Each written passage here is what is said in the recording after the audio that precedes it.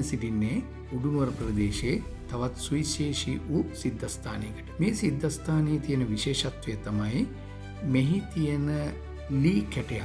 අපි හැමෝම දන්නා විදිහට අහලා තියෙන විදිහට ඇම්බැක්ක දේවාලයේ තියෙනවා ලී කණු 32ක්. මේ ලී කණු 32 එකිනෙකට වෙනස් වූ ලී කැටයම් 128ක් සහ තවත් නොයෙකුත් කැටයම් වර්ග මෙහි දැක ගන්නට පුළුවන්. ඒ වගේම මෙහි තවත් විශේෂත්වයක් වෙනවා කැණි මඩල ඔබට දැක ගැනීමට හැකිවන එක සුවිශේෂී වූ ස්ථානයක් තමයි ඇම්බැක්.